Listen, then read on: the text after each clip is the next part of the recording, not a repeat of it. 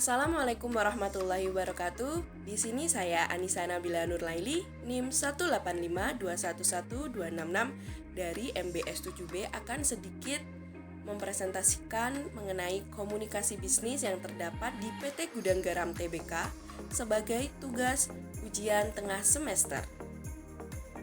Perusahaan rokok Gudang Garam adalah salah satu industri rokok terkemuka di tanah air yang telah berdiri sejak tahun 1958 di kota Kediri, Jawa Timur.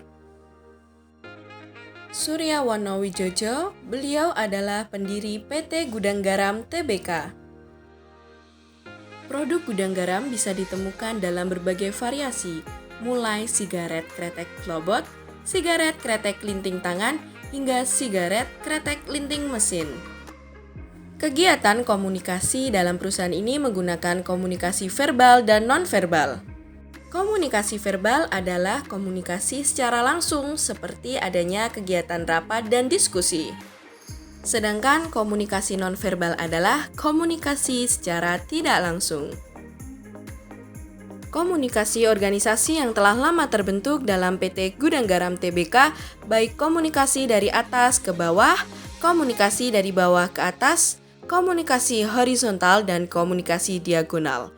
Dengan adanya komunikasi tersebut dapat digunakan oleh Dewan Direksi untuk menentukan rasio kesenjangan karyawan. Korespondensi dalam perusahaan. Korespondensi merupakan kegiatan atau hubungan yang terjadi antara pihak-pihak terkait yang dilakukan dengan saling berkirim surat. Hubungan yang berkaitan dengan bisnis biasanya bersifat resmi dan dilakukan dengan surat menyurat. Oleh sebab itu, korespondensi bisa dikatakan sebagai kegiatan surat menyurat. Beberapa contoh kegiatan surat menyurat dalam PT Gudang Garam. Terdapat pemberitahuan rapat umum pemegang saham, panggilan rapat umum pemegang saham, pelaksanaan hak memesan efek terlebih dahulu, keterbukaan informasi. Contoh surat. Ini termasuk contoh surat keterbukaan informasi di PT Gudang Garam Tbk. Surat ini termasuk dalam surat non-pribadi di mana harus ditulis secara formal serta termasuk dalam demi-official letter. Surat tersebut sudah sesuai dengan kriteria penulisan surat seperti jelas dan ringkas, pertujuan sesuai dengan penulisan surat, bagian surat membentuk pesan yang lengkap. Kesimpulan dan saran dari komunikasi bisnis di PT Gudang Garam. Kesimpulan, PT Gudang Garam Tbk harus menjaga seluruh komunikasi organisasi, karena hal tersebut merupakan salah satu bentuk jaringan komunikasi yang berjalan dalam satu perusahaan. Tanpa adanya saluran komunikasi organisasi, perusahaan akan kesulitan untuk mendelegasikan wewenang antar lini dalam perusahaan ataupun chemistry antar seluruh komponen dalam perusahaan.